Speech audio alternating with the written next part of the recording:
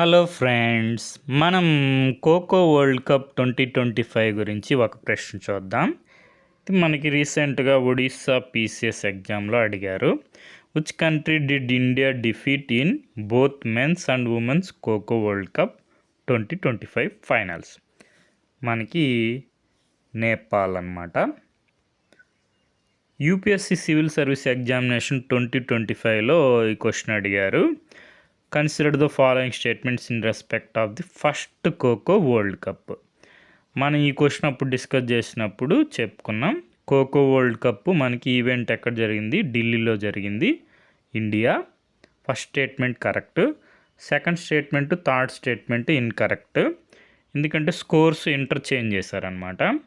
మనకి Indian men's team beat Nepal, Indian women team కూడా beat Nepal. Scores వచ్చి ఉమెన్ టీం అయితే 78-40, అదే మెన్స్ టీం అయితే మనకి 54-36 అన్నమాట. కాబట్టి ఆన్సరు కరెక్ట్ స్టేట్మెంట్స్ అడిగారు కాబట్టి ఆప్షన్ ఏ, స్టేట్మెంట్ 1 ఓన్లీ. ఇక్కడ మనకి న్యూస్లో చూసుకుంటే the Indian men's team beat Nepal. Score ఎంత? 54-36. అదేవిధంగా మనకి Indian women's team beat Nepal. Score ఎంత? 78-40.